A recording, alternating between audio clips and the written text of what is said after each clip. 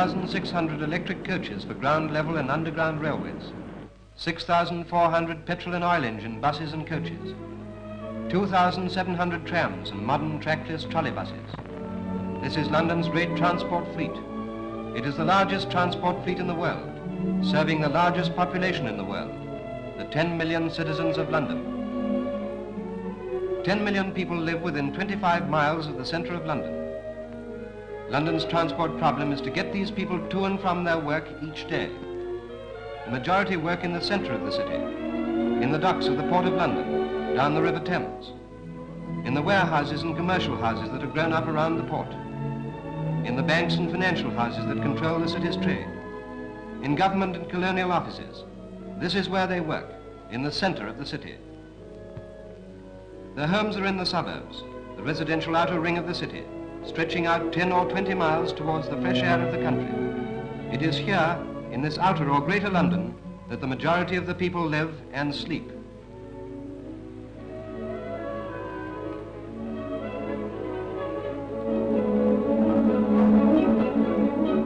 The first workman is leaving for work. The great influx into the city is starting. This is the greatest daily movement of people in the world, from their homes into the city. Preparing the rolling stock for this great tide of people, 8,000 workmen have been working in the repair and maintenance depots.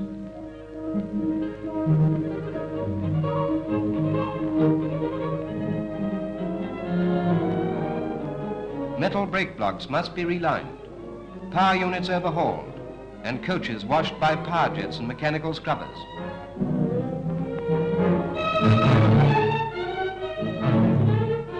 In tram and bus depots, similar work is in hand. Engines have to be tuned. Punctures have to be avoided in 50,000 pneumatic tires. Finally, the refueling. When these and 1,000 other jobs are done, everything is ready to carry Londoners to their work.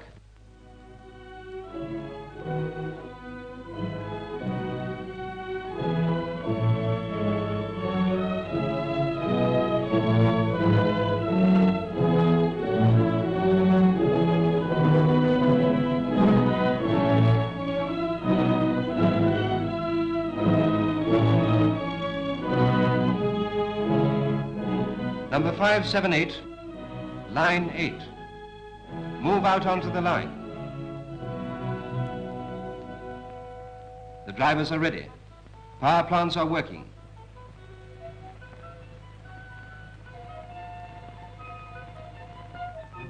– 246 stations throw open their gates.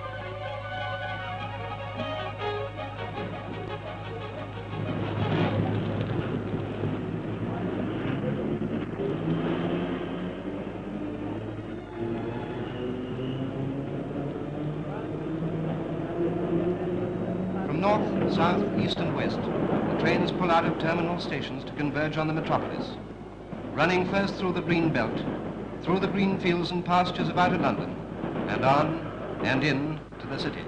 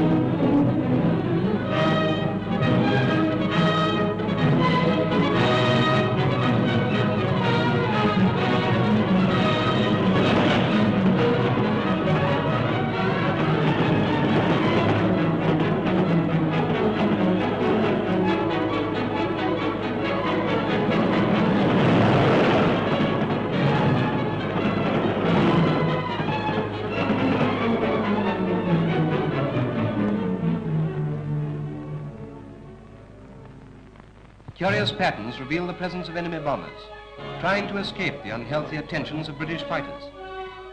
People take little notice now, and at main line and other stations, the crowds transfer to the buses for the short journey straight to their office doors.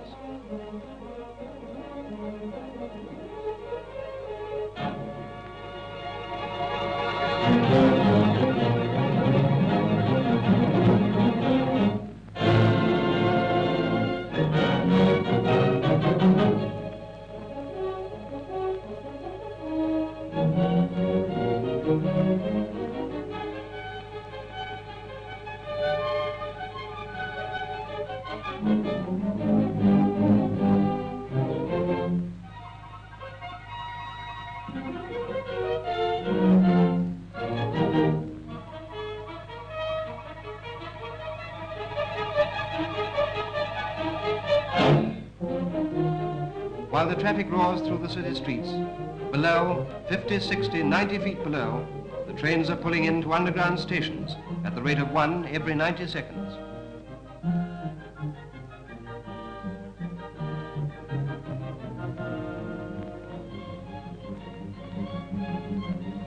Come from their homes and out of London in 20 or 30 minutes, they pour out in their thousands and are carried up the escalators to the city above.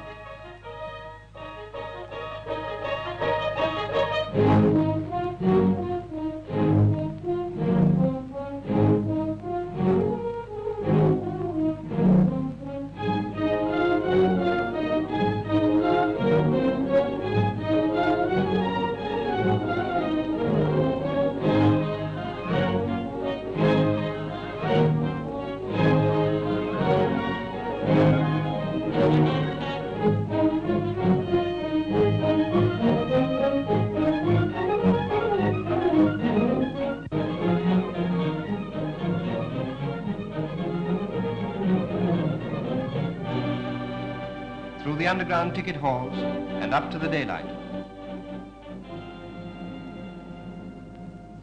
Up to the Bank of England and the Stock Exchange, the financial heart of Britain, the financial heart of Britain's trade with the world.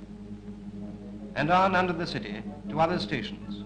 Up they pour, up to their offices that lie in the shade of St. Paul's Cathedral, to the busy newspaper offices of Fleet Street. Shop girls hurry to their counters in the great department stores of the West End. Clerks hurry to their desks down the city's ancient alleys and byways. Through the maze of warehouses, dock workers go down to the docks. Straw-hatted bank messengers, bank managers, stockbrokers are thronging the pavements of the city. And so, flowing on in their millions, these, the ordinary people of London, bring to life the work of the largest city in the world.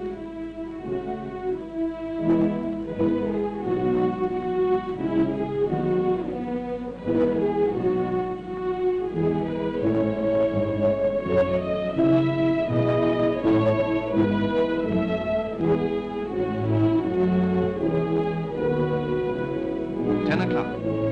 Since 5:30, nearly 5 million people have been carried into London. London is at work.